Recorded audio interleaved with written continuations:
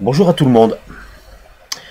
Au syndicat de lutte contre les banques, nous allons clore le 1er septembre 2015 une phase d'information sur les méfaits de la loi de 1988, maintes fois modernisée, et qui engage les usagers des banques, c'est-à-dire nous, et généralement les débiteurs, ceux qui ont eu un crédit auprès de ces banques-là, dans un processus extrêmement mauvais, on va dire mauvais, c'est mauvais, qui est une réduction pure et simple des débiteurs, de l'ensemble des débiteurs, à l'état d'esclaves.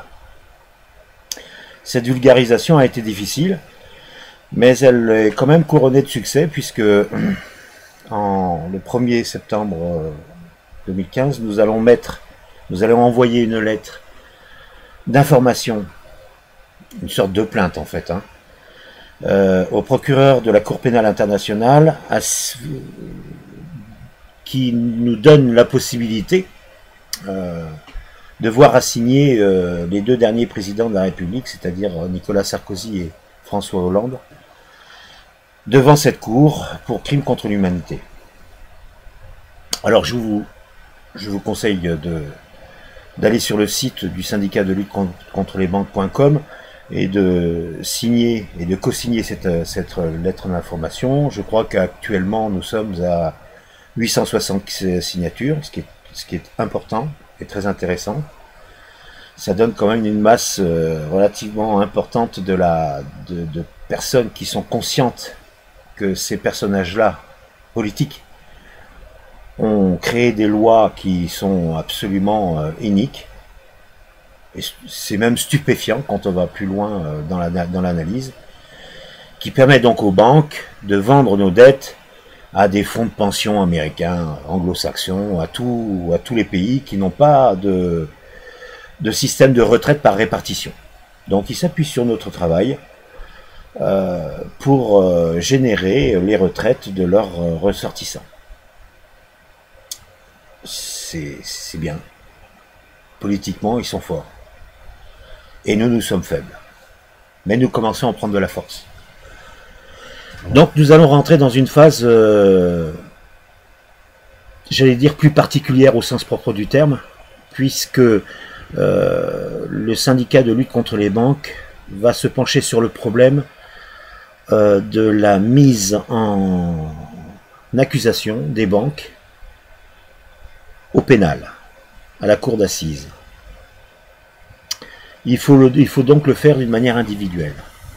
Vous savez que la France a calqué sa législation sur le droit anglo-saxon, dans la mesure où elle a sorti une loi en 2014 qui autorise les actions de groupe.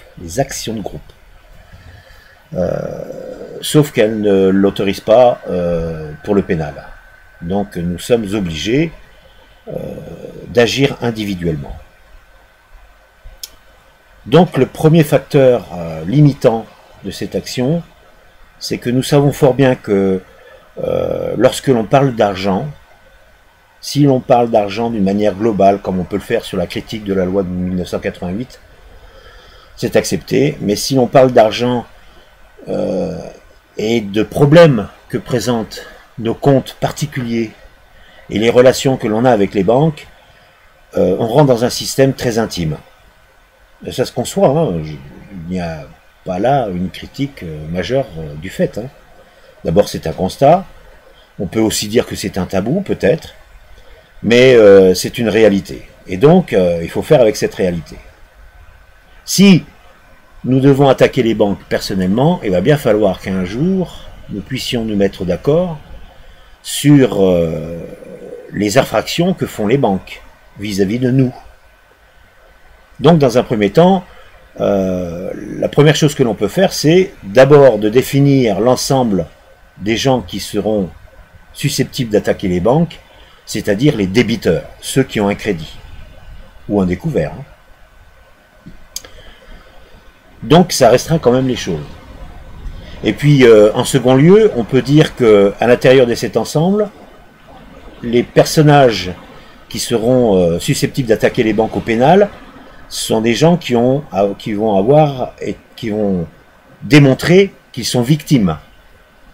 C'est-à-dire les gens qui sont des débiteurs défaillants, hein, comme le nomment les banques. C'est-à-dire qu'ils ne peuvent pas payer leur crédit, pour diverses raisons qu'on n'a pas, nous, à juger. Hein. Donc, dans ce processus et dans cette définition des gens qui sont susceptibles, en fait, de changer le système, parce qu'ils sont victimes, le facteur limitant, c'est l'intime du compte en banque, c'est la pudeur que l'on a à ne pas en parler. Donc il faut que nous rentrions, nous, quand je dis nous, c'est l'ensemble des gens qui sont au syndicat de lutte contre les banques, nous rentrions dans un processus de confidentialité.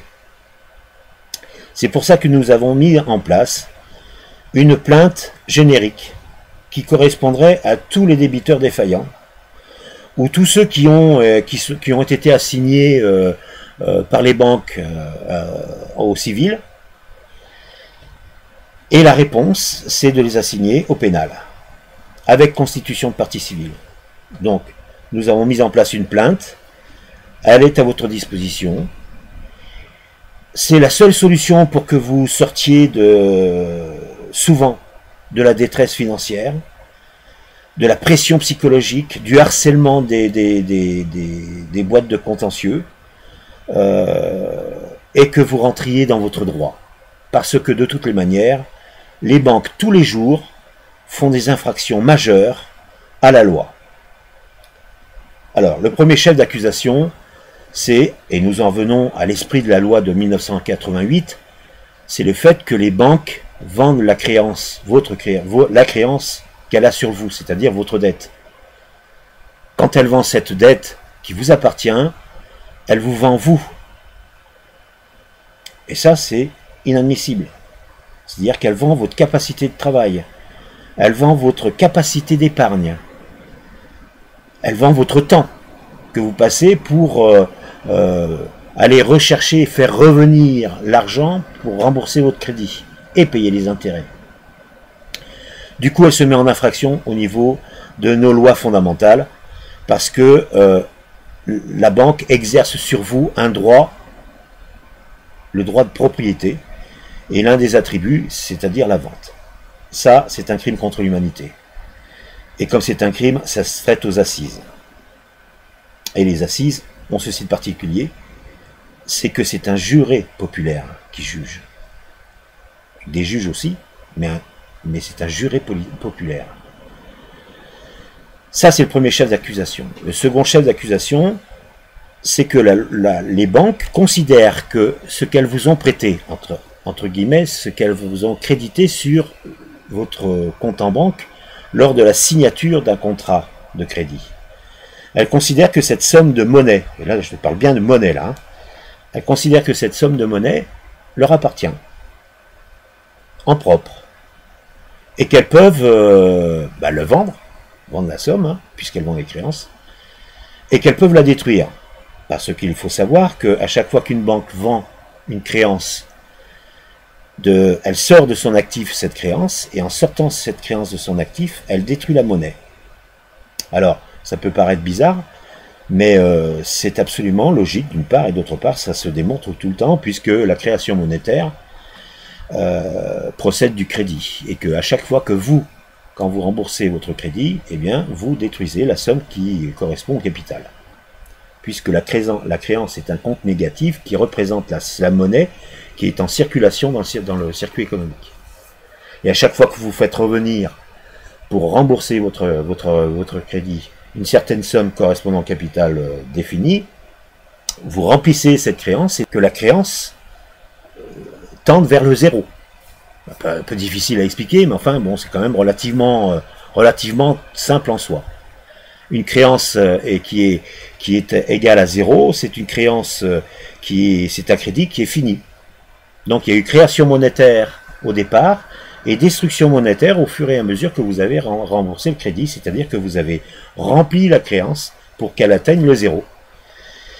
Donc les gens qui achètent les créances, eh bien, ils mettent le paquet d'argent pour que la créance soit à zéro. Donc il y a destruction monétaire. Et cette destruction monétaire, cette destruction, c'est un acte que seul le propriétaire peut faire, c'est-à-dire vous. Vous êtes le propriétaire de la monnaie que vous avez mise en circulation. Alors cette propriété est démembrée, il y en a qui en ont l'usage, il y en a qui en ont l'usufruit, parce qu'ils le placent. Hein. Quand vous achetez une maison, vous mettez en circulation peut-être 150, 200 000 euros, et ces 200 000 euros, après, les usagers, ils en font ce qu'ils ont droit d'en faire, mais pas de le détruire, et pas de le vendre non plus, puisque ça c'est à vous de le faire. Et donc la banque, elle le fait à votre place, pas à votre place, elle prend le droit qui est le vôtre, et donc c'est du vol. Donc le deuxième chef d'accusation, c'est du vol, et ça se traite aussi au pénal. Alors ça, c'est une proposition qui vous est faite, parce qu'on est bien d'accord que, sachant qu'il y a environ 260 000 personnes qui tous les ans passent devant les commissions de surendettement, bien évidemment, en aval et en amont, il y a peut-être 3, 4 ou 5 millions d'individus qui sont des débiteurs défaillants. Et c'est normal puisque la monnaie est détruite. Donc on a un volant de monnaie disponible qui est bien inférieur à la dette que représente cette monnaie. Et donc il faut attaquer au pénal. Donc moi je vous engage à considérer le fait que vous avez la possibilité d'attaquer votre banque ou les organismes financiers qui vous ont prêté ou fait un crédit au pénal. Ça va vous donner une lueur d'espoir précisément parce que l'avenir n'est pas bouché. Ça va vous donner la possibilité de reconsidérer le futur avec quand même quelques possibilités de réinvestir à un moment donné. Et puis surtout, ça va remettre en place toute la procédure civile qui a été faite au préalable, si toutefois vous avez été assigné par les banques, dans la mesure où, en portant plainte auprès du juge d'instruction, vous allez vous constituer partie civile. C'est-à-dire que vous allez demander des dommages et intérêts et des préjudices moraux, qui seront au moins égales à ce que vous devez à la banque ou au crédit que vous avez fait.